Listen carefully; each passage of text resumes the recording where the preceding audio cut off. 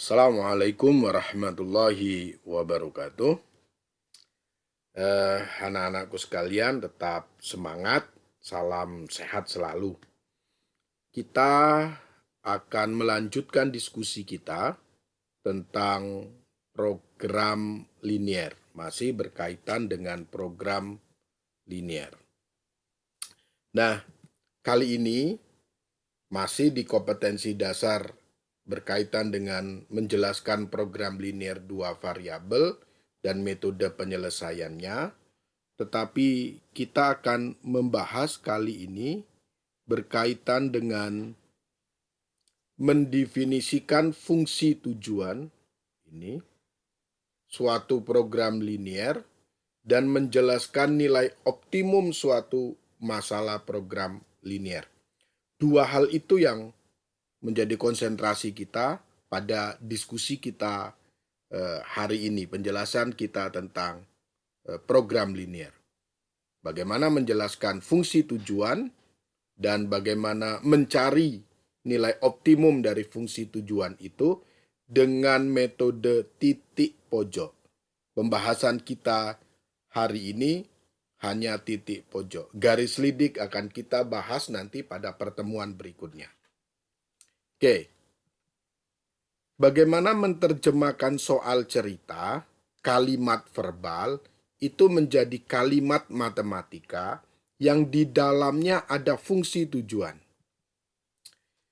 Menerjemahkan soal cerita atau kalimat verbal menjadi kalimat matematika itu kita sebut dengan membuat model matematik. Jadi, kita akan membuat model matematik. Model matematik adalah cara sederhana, jadi menyederhanakan persoalan dari suatu masalah dengan menggunakan persamaan-persamaan atau pertidaksamaan matematik. Untuk kali ini program linier itu berkaitan dengan pertidaksamaan matematik, sehingga persoalan itu, masalah itu dapat diselesaikan dengan mudah. Nah, model matematik itu sangat penting dalam program linier. Ada dua model matematik.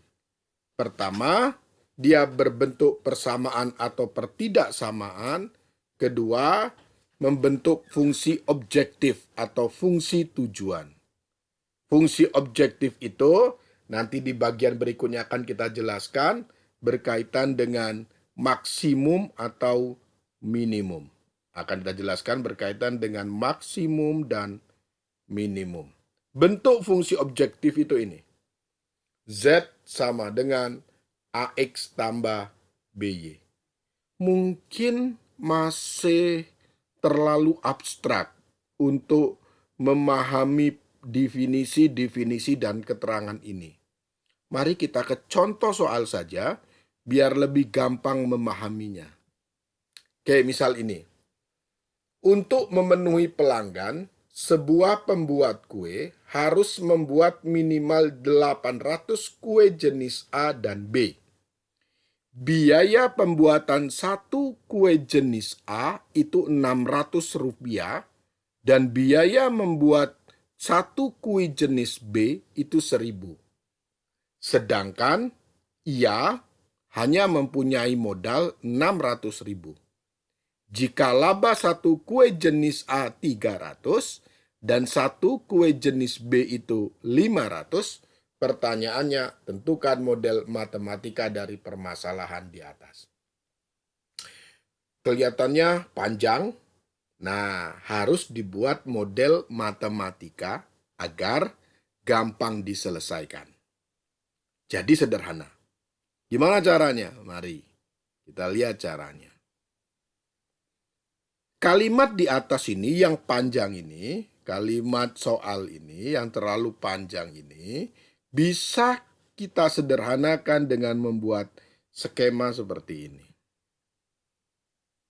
Kalau X itu kue jenis A, itu X, dan B itu adalah Y-nya, Y itu kue jenis B, maka bisa saya buat dari kalimat aslinya, kue A dan B dibuat minimal 800 kue. Dari mana? Seorang membuat kue harus membuat minimal 100 kue jenis A dan B. Sehingga karena X-nya itu kue jenis A, Y-nya kue jenis B, maka bisa dibuat kalimat matematika X ditambah Y lebih besar sama dengan 800. Kenapa? Karena minimal ini. Minimal. Itu minimal. Maka lebih besar dari sama dengan 800. Yang berikutnya, jumlah biaya membuat kue A dan B maksimal 600.000. Biaya membuat kue jenis satu kue jenis A 600 dan membuat satu kue jenis B 1.000. Sedangkan modalnya ia hanya menyediakan 600.000. Kalau begitu, maka bisa kita tulis yang A itu X berarti 600X tambah 1.000Y kurang dari 600.000. Kenapa kurang dari? Karena ini maksimal. Dia punya modal maksimal, berarti tidak boleh lebih dari 600.000. Maka kurang dari sama dengan 600.000. Kalau kita sederhanakan menjadi 3X tambah 5Y kurang dari 3.000. Nah, karena kue itu tidak mungkin negatif, kan tidak pernah ada kue. Berapa banyak kuenya? Min 5 kan tidak ada. Maka tidak mungkin kurang dari 0. Maka kita tambahkan X lebih besar sama dengan 0 dan Y lebih besar sama dengan 0. Nah, dapatlah persamaannya. Model matematikanya. X tambah Y lebih besar sama dengan 800. 3X tambah 5. Y kurang dari 3.000. X lebih besar sama dengan 0. Y lebih besar sama dengan 0. Inilah model matematika. Pertanyaan lebih lanjut adalah mana fungsi objektifnya atau fungsi tujuannya. Mana fungsi objektif atau fungsi tujuannya. Fungsi objektifnya adalah yang akan kita cari nanti maksimum atau minimumnya adalah satu kue jenis A itu harganya 300.000 ini dan satu kue jenis B itu 100.000. Maka itulah fungsi objektifnya. Kita tulis menjadi ZAX tambah BY.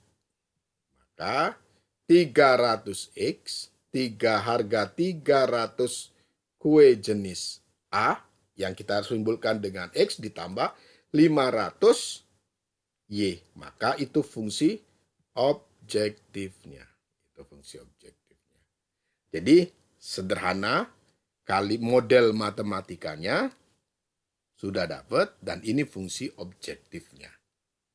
Jadi itu cara bagaimana kita menentukan model matematika dan fungsi objektif.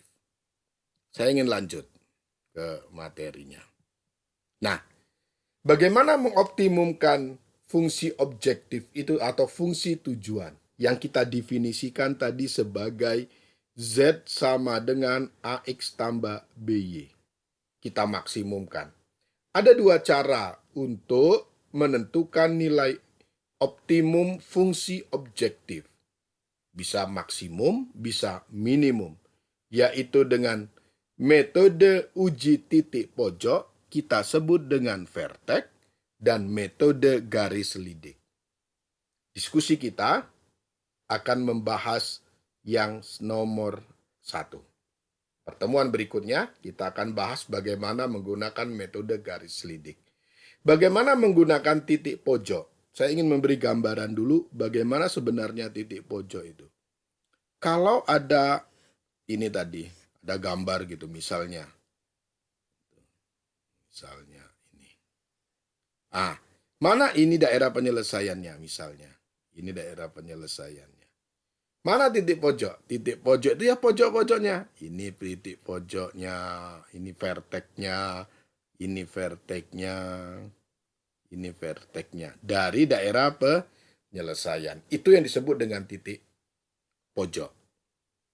Mari kita lihat bagaimana sih cara menyelesaikannya dan mencarinya. Oke, saya ingin ke contoh soal saja.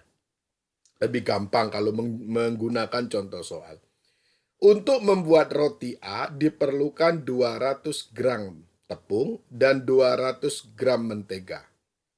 Untuk roti B diperlukan 100 gram tepung dan 50 gram mentega.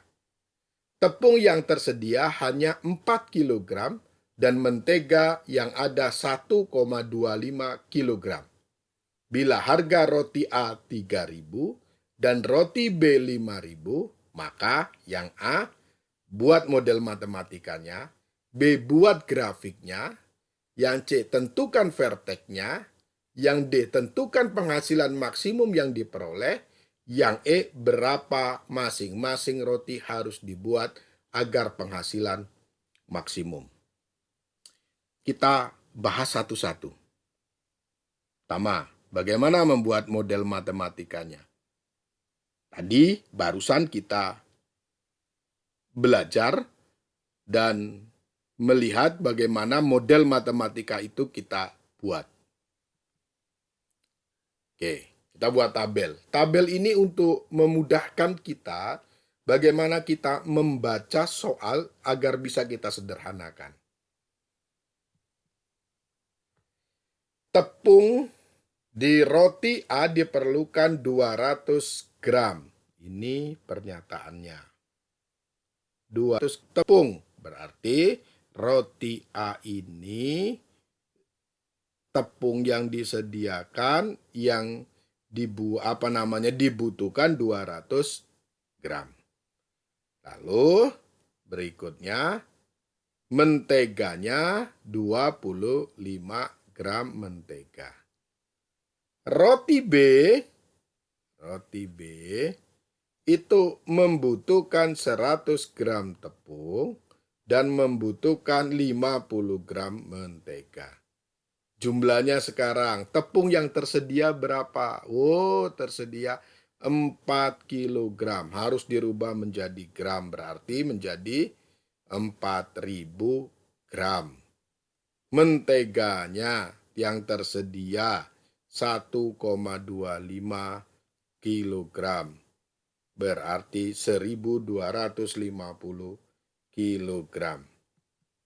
Jika X-nya roti A itu X, ini sangat penting, dan Y-nya roti B itu juga penting, maka bisa saya buat yang A ini sebagai X, B sebagai Y, gitu. Ini sebagai X, ini sebagai Y, maka dapat itu 200X ditambah 100Y kurang dari sama dengan 4.000 karena tersedia 4.000. Lanjut. Yang itu yang bawahnya sekarang. 25X tambah 50Y kurang dari sama dengan 1.250. Karena roti tidak mungkin negatif, tidak ada roti negatif, maka X dan Y-nya juga tidak boleh 0. Tidak boleh negatif. Tetapi 200X dan 100Y kurang dari sama dengan 4.000 ini bisa disederhanakan. Mari kita sederhanakan. Sama-sama dibagi 100. Yang bawah juga bisa disederhanakan. Sama-sama dibagi 25.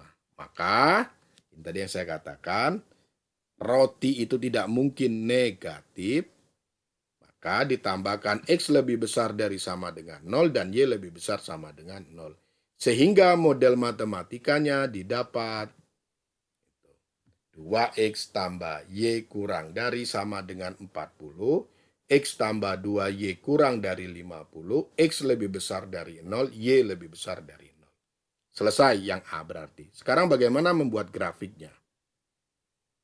Kita buat grafiknya yang B.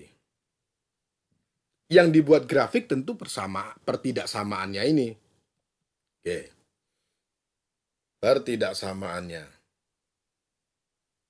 2X ditambah Y kurang dari sama dengan 40, X tambah 2Y kurang dari 50, X lebih besar dari 0, Y lebih besar dari 0. Pertemuan-pertemuan kemarin kita sudah belajar ini. Satu dulu yang dibuat satu-satu. Yang pertama, pertidaksamaan dari ini dibuat grafiknya. 2X tambah Y kurang dari 40. Kalau X-nya 0, kemarin sudah. X-nya ini 0. Maka Y-nya 40. Sekarang kalau Y-nya yang 0, X-nya 20. Titiknya berarti 0,40 dan 20,0. Itu 40, yang bawahnya 20, tarik garis. Ambil sembarang titik untuk menentukan daerah penyelesaian, misal 0,0. Di sebelah kiri garis, masukkan ke pertidaksamaannya. 0 kurang dari 40, benar. Kalau begitu, daerah penyelesaiannya di sebelah kiri garis. Yang kita arsir di kanan garis. Oke, lanjut sekarang. Yang ini. 2X tambah 2Y kurang dari sama dengan 50. Kalau X-nya 0, Y-nya 25. Y-nya 0, X-nya 50. Tarik garis dari 25 ke 50. Ambil sembarang titik, misal 0,0, berada di sebelah kiri garis, masukkan ke dalam pertidaksamaannya. 0 kurang dari 50. Bernilai benar berarti penyelesaiannya di kiri garis, yang kita arsir di kanan garis. Arsir. X lebih besar dari 0 berarti daerahnya di kanan sumbu Y, yang kita arsir di sebelah kiri sumbu Y. Begitu juga Y lebih besar sama dengan 0, penyelesaiannya di atas sumbu X, yang kita arsir di bawah sumbu X. Maka yang tidak ada arsirannya adalah daerah penyelesaian. Itu daerah penyelesaian. Dapat grafiknya. Sekarang berikutnya kita akan mencari bagaimana vertek-verteknya. Menentukan vertek atau titik pojok. Tadi sudah kita jelaskan di awal. Titik pojoknya. Oke, itu 1. 2. 3. 4. Nah, berapa itu koordinatnya? Kalau yang ini sudah tahu koordinatnya, tinggal dilihat ini tahu koordinatnya, ini tahu koordinatnya, lah ini berapa? Tentu dengan cara model eliminasi. Kan ada dua garis nih yang berpotongan, berarti ini garis ke-1 misalnya, ini garis 2, garis 1 dan garis 2 ini dieliminasi. Mana persamaannya? 2X tambah Y sama dengan 40, dan X tambah 2Y sama dengan 50. Misalnya ingin menghilangkan Y boleh. Berarti yang atas kalikan 2, yang bawah kalikan 1. Ini di kelas 10 sudah. Dieliminasi dikurangi. 3X sama dengan 30, X-nya 10. Kalau X-nya 10, masukkan ke dalam salah satu persamaannya, akan didapat Y-nya 20. Maka koordinatnya adalah 10,20. Vertek-verteknya berapa? 0,0, 0,25, 20,0, dan terakhir 10,20. Dapatlah verteknya. Yang tadi tentukan fungsi objektifnya. Bila harga roti 3.000, roti A 3.000 dan roti B 5.000 tadi soalnya, tentukan penghasilan maksimum. Berarti harga roti A3000 dan roti B5000 merupakan fungsi objektif. Bisa kita tulis Z sama dengan 3000X tambah 5000Y. X dan Y-nya mana? Titik pojoknya tadi. Vertek-verteknya itu tadi. Maka bisa kita buat itu. Kalau X-nya 0, Y-nya 0, maka didapat Z-nya ya 0. Kalau X-nya 0, Y-nya 25, maka didapat Z-nya 125.000. Kalau X-nya 20, Y-nya 0, didapat 60.000.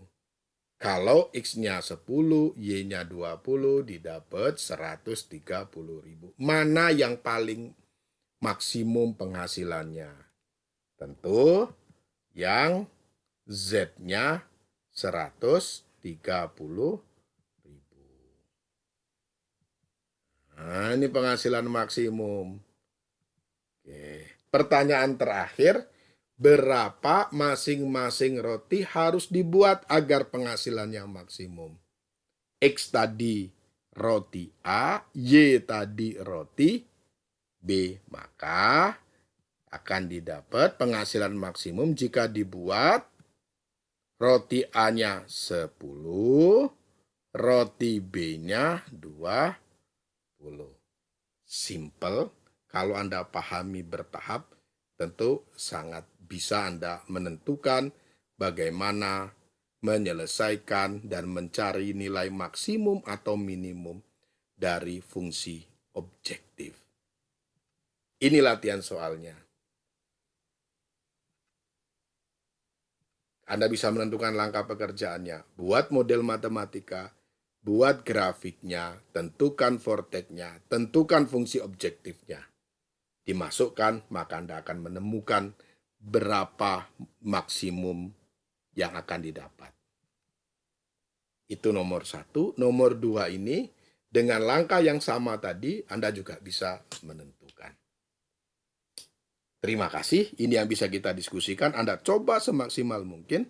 Insya Allah Anda pasti bisa. Terima kasih, mohon maaf, kita bertemu lagi pada kesempatan yang akan datang. Nasrun minallah fatkun qorib. Assalamualaikum warahmatullahi wabarakatuh. Salam sehat selalu.